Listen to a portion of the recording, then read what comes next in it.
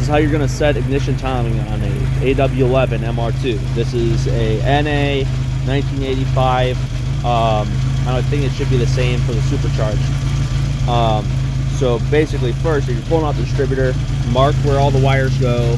I marked on the cap each wire position, 1, 2, 3, 4, and then 1, 2, 3, 4, and also take a picture of that rotor. Pull the cap off, take a picture of the rotor before you even take the distributor out, because it'll be really hard. I found it really hard to get the distributor back in to the right tooth on the first try. So once you got it back in, got all the wires up, crank it on up, make sure it starts, and then have it idling, get up to op temp. Once you're at op temp,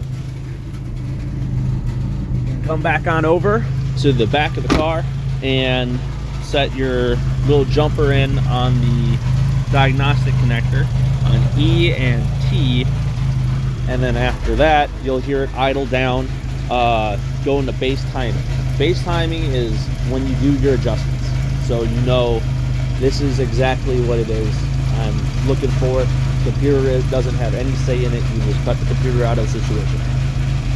So connect your timing light on the probe, and then the positive and negative on the battery posts. And down here, what you're going to be looking for on the crank is 3 little slits. I took paint marker and marked them with the paint marker so they're easier to see with the timing light. And you're going to be comparing that with the spike that comes out of the tensioner for the timing belt. I don't think you can really see it super well, judging by it's like really far down there, and frame rate, but you can kind of see the spike. It's right about, I think it's about 0 degrees before that dead center. I believe the marks are all the way to the left is 0 degrees, the middle is about like 10-ish degrees, and then all the way to the right is about 15-ish degrees. I don't know if that's that exactly, but you're gonna be shooting for that middle mark. So once you got it all, well, to adjust it, you gotta move the distributor left and right. When I put the distributor in, I leave these bolts loose, so it's easier to move around.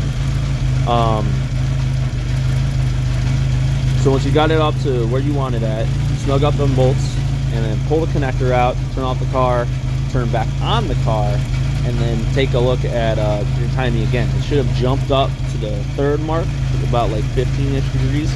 That's the computer advancing the timing just a little bit, so you know that it's working, and you should be good. At base timing, you should be around 800 RPM if you want to do it that way, but basically just go by the spike and the distributor, the crank mark.